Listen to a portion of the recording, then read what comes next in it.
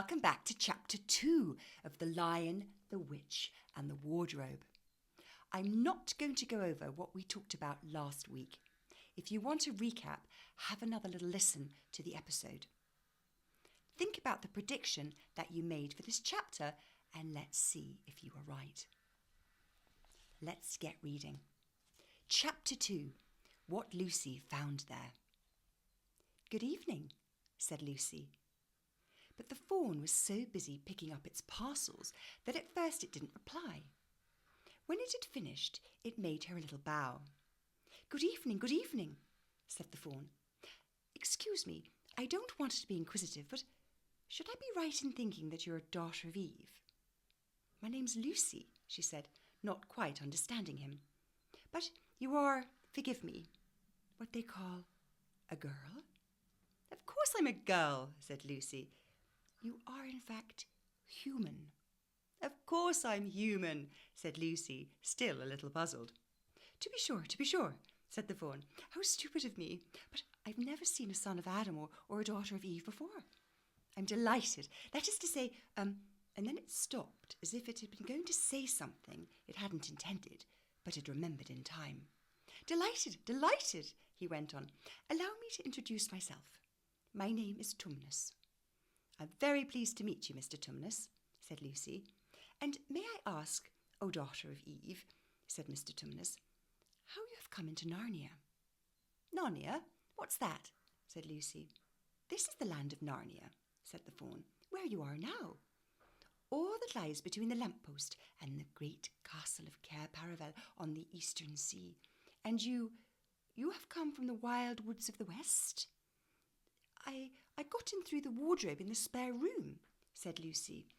"Ah," said Mr. Tumnus in a rather melancholy voice, "if only I'd worked harder at geography when I was a little fawn, I should no doubt know all about those strange countries. It is too late now." "But they aren't countries at all," said Lucy, almost laughing. "It's only just back there, at least, well, I'm not sure, it's summer there." "Meanwhile," said Mr. Tumnus, "it's winter in Narnia, and has been for ever so long. And we shall both catch cold if we stand here talking in the snow. Daughter of Eve, from the far land of Spare where eternal summer reigns around the bright city of Wardrobe. How would it be if you came and had tea with me?" "Thank you very much, Mr. Tumnus," said Lucy, "but I was wondering whether I ought to be getting back." "It's only round the corner," said the fawn, "and there'll be a roaring fire and toast and sardines and cake." "Well, it's very kind of you," said Lucy, "but I shan't be able to stay long." "If you will take my arm, daughter of Eve," said Mr. Tumnus, "I shall be able to hold the umbrella over both of us. That's the way now, off we go." And so Lucy found herself walking through the wood arm in arm with this strange creature as if they'd known each other all their lives. They'd not gone far before they came to a place where the ground became rough and there were rocks all about and little hills up and little hills down, at the bottom of one small valley. Mr. Tumnus turned suddenly aside as if he were going to walk straight into an unusually large rock, but at the last moment Lucy found he was leading her into the entrance of a cave. As soon as they were inside, she found herself blinking by the light of a wood fire. Then Mr. Tumnus stooped and took a flaming piece of wood out of the fire with a neat little pair of tongs and lit a lamp. "Now, we shan't be long," he said, and immediately put a kettle on. Lucy thought she'd never been in a nicer place. It was a little, dry, clean cave of reddish stone with a carpet on the floor and 2 little chairs, "one for me and one for a friend," said Mr. Tumnus, "and a table and a dresser and a mantelpiece over the fire, and above that a picture of an old fawn with a grey beard. In one corner there was a door which Lucy thought must lead to Mr. Tumnus's bedroom, and on one wall there was a shelf of books. Lucy looked at these while he was setting out the tea things. They had titles like The Life and Letters of Silenus, or Nymphs and Their Ways, or Men, Monks and Gamekeepers, a study in popular legend, or Is Man a Myth? "Now, daughter of Eve," said the fawn, And really it was a wonderful tea. There was a nice brown egg, lightly boiled for each of them, and then sardines on toast, and then buttered toast, and then toast with honey, and then a sugar-topped cake. And when Lucy was tired of eating, the fawn began to talk. He had wonderful tales to tell of life in the forest. He told about the midnight dances and how the nymphs who lived in the wells and the dryads who lived in the trees came out to dance with the fawns. About long hunting parties after the milk-white stag who would give you wishes if you caught him.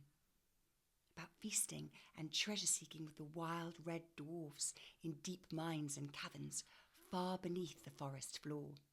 And then about summer, when the woods were green and old Silenus on his fat donkey would come to visit them, and sometimes Bacchus himself. And then the streams would run with wine instead of water, and the whole forest would give itself up to jollification for weeks on end. Not that it isn't always winter now, he added gloomily. Then, to cheer himself up, he took out from its case on the dresser a strange little flute that looked as if it were made of straw, and began to play. And the tune he played made Lucy want to cry and laugh and dance all at the same time. It must have been hours later when she shook herself and said, "Oh, Mr. Tumnus, I'm so sorry to stop you, and I do love that tune, but I really must go home. I only meant to stay for a few minutes." "It's no good now, you know," said the fawn, laying down its flute and shaking its head at her sorrowfully. "No good," said Lucy, jumping up and feeling rather frightened. "What do you mean? I've got to go home at once. The others will be wondering where I've got to. What's happened to me?" But a moment later she asked, "Mr. Tumnus, whatever's the matter?" For the fawn's brown eyes had filled with tears, and then the tears began trickling down his cheeks, and soon they were running off the end of his nose, and at last it covered its face with its hands and began to howl.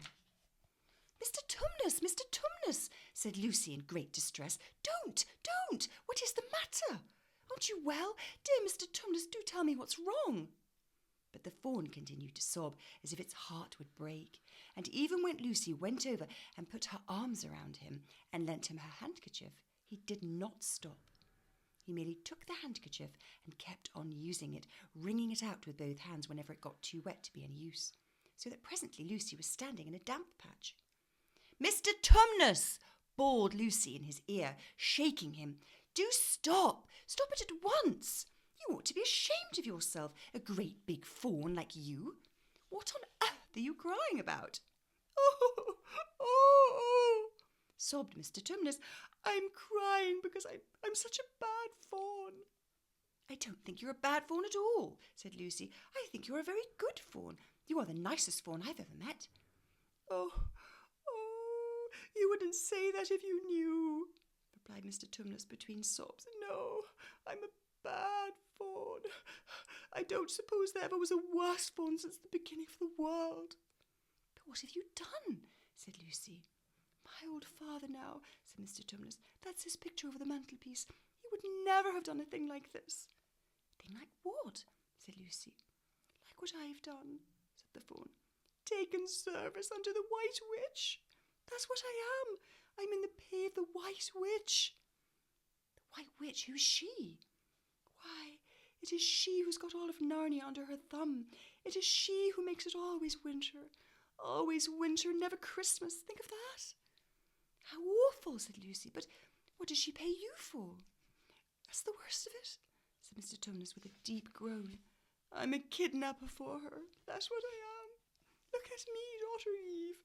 Would you believe that I'm the sort of fawn to meet a poor innocent child in the wood, one that had never done me any harm, and pretend to be friendly with it and invite it home to my cave, and all for the sake of lulling it to sleep and then handing it over to the White Witch?"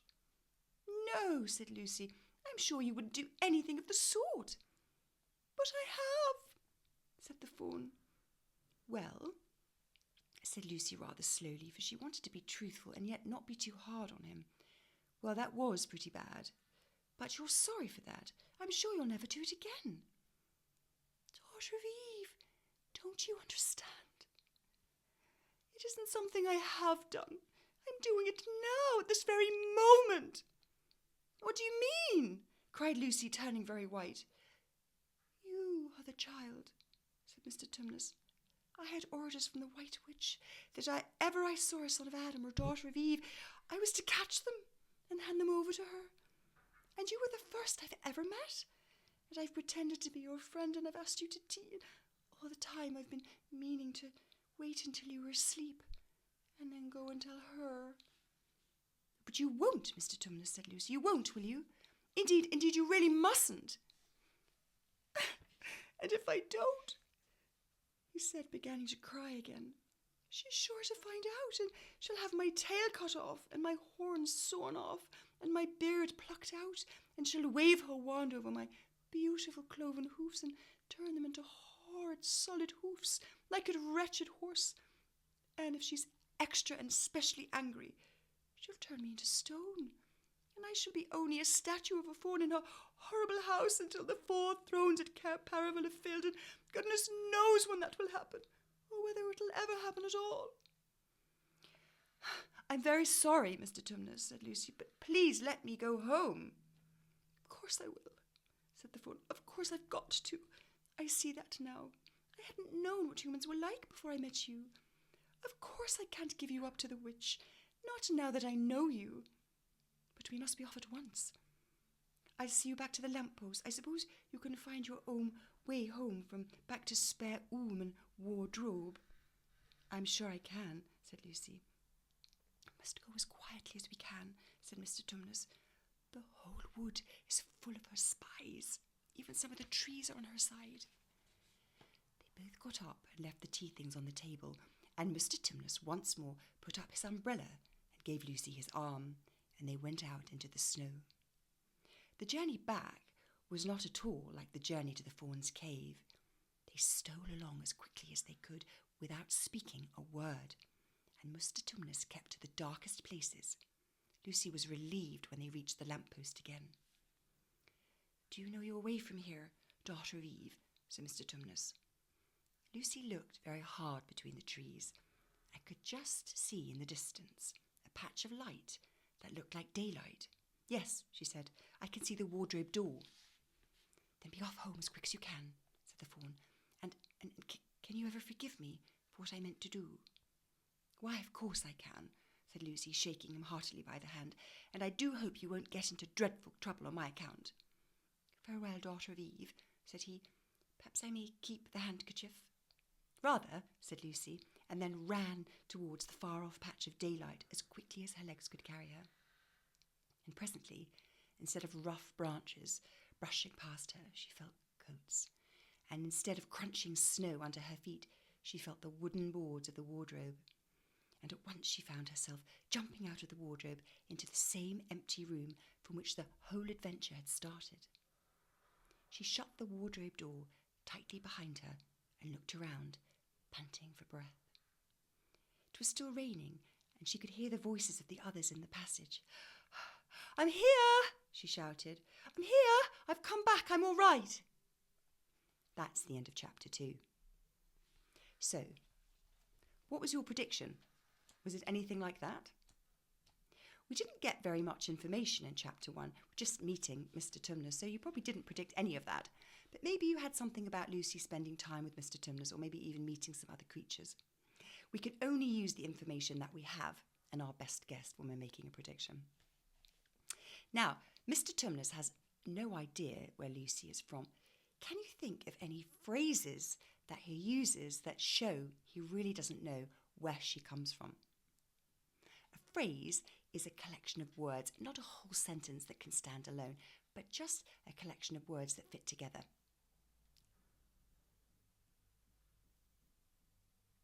The phrases are the far away land of Spare and the bright city of Wardrobe.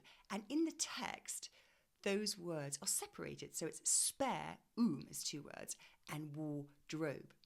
So now, as the reader, we know that Lucy's just come out of the wardrobe in the spare room. And when the reader knows something that a character does not, that is called dramatic irony. So we know where Lucy's come from. What's the effect of that, of Mr. Tumnus not knowing and thinking she's come from a country called Spare-Oom in a city called Wardrobe? As the reader, what did you think the effect of that was? It's funny, isn't it? And what does that sort of make us feel about Mr. Tumnus as a character? How do we feel towards him? For me, it makes him seem innocent and sweet. And so in my mind, I have this character who's innocent and sweet and a little naive. He doesn't know what we know. What's the effect of that as the chapter develops and we find out what he plans to do? As a reader, we're shocked. We're blindsided. Here we have this innocent fawn who we think is humorous and rather naive, who all along has been plotting to kidnap Lucy. So it's this great narrative twist in there. We think we have the upper hand knowing something about him, but actually this fooled us in a sort of way. The narrator's fooled us into sort of not suspecting him of anything. How does Mr. Tumnus plan to lull Lucy to sleep? He confesses, I was going to lull you into sleep and then I was going to hand you over. What tactics does he use to lull her? Can you think of the things that he does? Well, he uses this enormous quantity of food and lots of stories about life in the forest. And then he starts to play music. And when we actually look at how this is written, this passage, we see just how much he's piling on. So it's actually one long sentence to describe all the food. And it says that there were sardines on toast, then buttered toast, then toast with honey, then sugar-topped cake. And when he's describing the tales, he tells about midnight dances and about the nymphs that come into and play with the dryads and dance with the fauns, about hunting parties and the white stag, about feasting and treasure hunting and the red dwarfs and the summer in the woods when old Silenus and Bacchus come, and so on and so on. And it's this surfeit of description which really captures how he is trying to keep her there. And again, when he's starting to play music, he plays in such a deliberate way to fill her with this conflicting emotions that she wants to laugh and cry and dance and go to sleep all at the same time. So you see how well the narrator creates this sense of what Tumnus is doing to keep her there through these actually just long sentences divided by semicolons. So you can't see that unless you're reading the book, but it's this sort of sense of him protracting this experience, pulling out this experience for Lucy. So it's very clever. Shall we have a look at a couple of words that popped up? I'm not going to go over jollification because we did that when we looked at this chapter last time. But there was a word that came up again. Did you notice from last week? Inquisitive. Do you remember what we talked about? What the root word in inquisitive is? Inquire, to be curious, to want to know things. So it's come up again, and you'll notice this is a word that comes up quite a lot. Now you know what it means. Melancholy, beautiful word. He's thinking back to his childhood, Mr. Tumnus, and he's regretting that he didn't spend more time listening to geography. So he's feeling nostalgic and regretful, and in the context of that, what do you think melancholy might be? It is a type of sadness. It's more of a sort of a thoughtful, pensive sadness when you're thinking back, wishing perhaps you'd done something differently. You can figure that out from the context. Similarly, the word bawled. He bawls in Mr. Tumnus's ear, and Mr. Tumnus won't stop crying. Now, from the context again, she's trying to get him to stop, isn't she? And he's making an enormous amount of noise. She goes right up to his ear and bawls in his ear. So what do you think that might be a synonym for, another word for? It is. It's shouted, and it's a great word to use instead of shouted. What have I got? What else have I got? Last one. They stole away. So when they're leaving the cave and they're suddenly aware that they need to be careful that they're not caught by one of the White Witch's spies, They stole along as quickly as they could. Now, look at the context again. They went as quickly as they could. They didn't speak a word, and Mr. Tumnus kept to the darkest places. So, what are they trying to avoid? They're trying to avoid being seen. So, stealing along is going carefully, quietly. And I have an image of a thief who's stolen something and wants to creep away without being caught. They don't want to be caught. They steal away. All right, well, that is it for today. Let's keep going with our predictions and see what do we think is going to happen next. So Lucy's just come back to the house and she's safely returned. She's left Mr. Tumnus behind with her handkerchief. What do we think? What do we predict is going to happen next in chapter 3? Enlist the help of a friend, real or toy, and talk your prediction aloud. I will see you next week for chapter 3 of The Lion, the Witch and the Wardrobe.